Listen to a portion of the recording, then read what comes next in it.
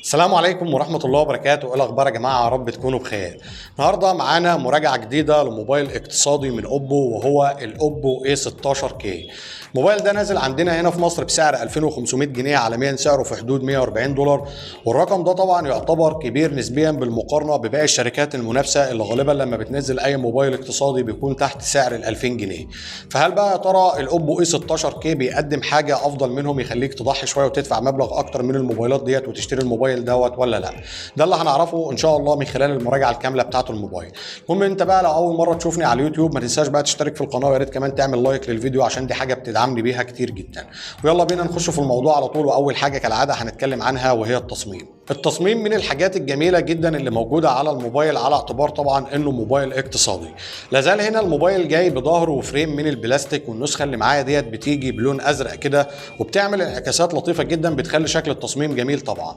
الكاميرات بتيجي في اعلى ظهر الموبايل في المربع مع بروز يعتبر محترم جدا، ومن اسفل كمان عندك فتحه 3.5 مللي بالاضافه لمنفذ الشاحن عن طريق المايكرو USB، بالاضافه كمان للسماعات الخارجيه. ومن قدام لازال هنا الموبايل بيجي بنفس الشاشه اللي احنا معتادينها على كل الموبايلات الاقتصاديه والمتوسطه، بحافه سفليه كبيره نوعا ما، ومن فوق كمان بتيجي بنوتش. تصميم حلو على الموبايل، ما عنديش اي اعتراض عليه على اعتبار طبعا ان هو موبايل اقتصادي، لكن عيبه الوحيد طبعا انه هيبصم ويلحوس معاك بشكل كبير جدا بسبب وجود الطبقه اللامعه اللي موجوده على ظهر الموبايل دي.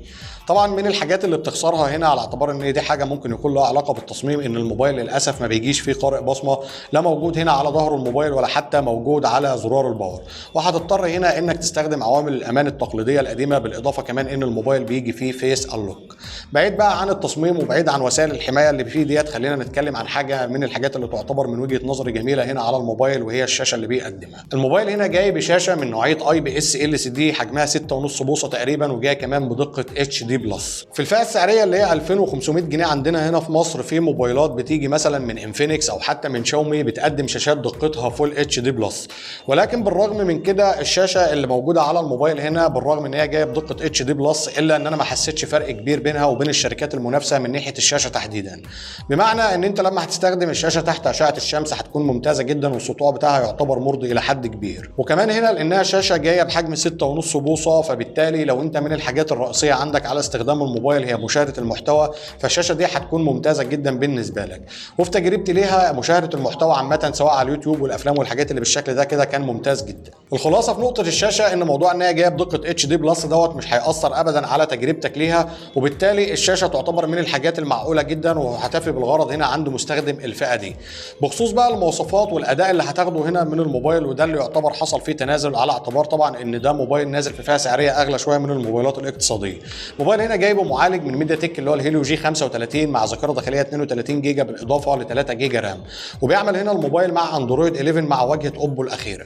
الهيليو G35 دوت يعتبر معالج معقول جدا لو قارناه طبعا بالموبايلات اللي بتنزل في الفئات الاقتصاديه، ولكن سعر الموبايل اللي انت هتدفعه فيه اغلى شويه، فبالتالي احنا هنضطر نقارنه بموبايلات مثلا زي اللي شفناها من انفينكس في الفتره الاخيره او حتى شاومي اللي بالتالي بتقدم معالجات اقوى من ده.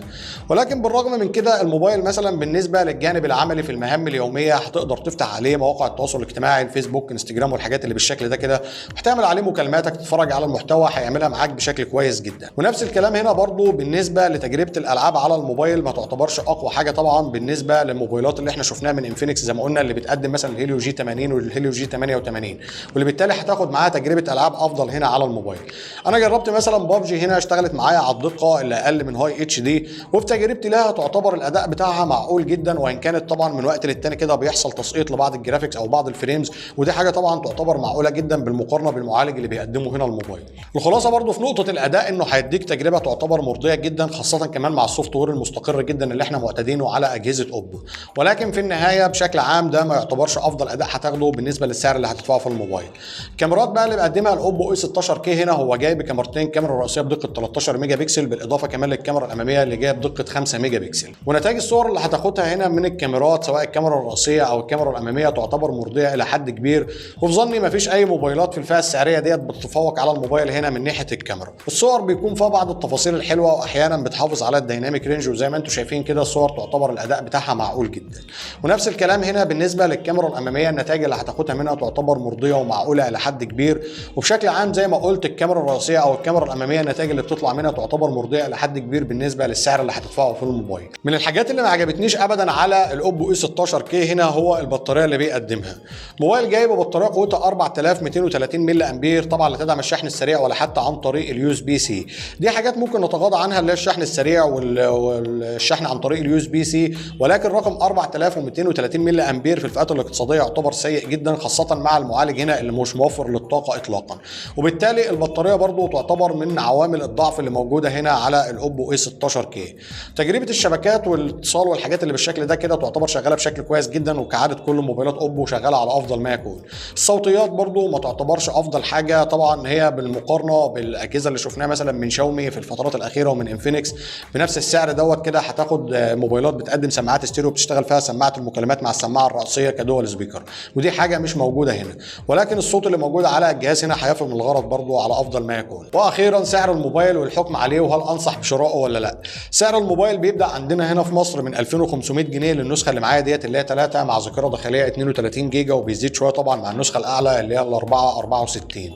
كقيمه مقابل السعر وبالمقارنه بالسعر ده تحديدا اللي انت ممكن تشتري بيه موبايلات من انفينكس اللي بتيجي بمعالج اقوى وبتيجي برضو بشاشه افضل وبتيجي بشحن اسرع وبتيجي بحاجات تانية كتير مش موجوده هنا على الموبايل، ونفس الكلام ده موجود برضو على موبايلات من شاومي شفناها في نفس السعر ده. فالموبايل ده بصراحه مش من ضمن الموبايلات اللي انا ارشحها ليك اطلاقا ان انت تشتريه. وبس كده، اتمنى يكون الفيديو عجبكم. ما تنسوش بقى تعملوا لايك للفيديو، ويا ريت كمان تشتركوا في القناه لو اول مره تشوفوني. واشوفكم فيديوهات جايه كتير، والسلام عليكم ورحمه الله وبركاته. سلام.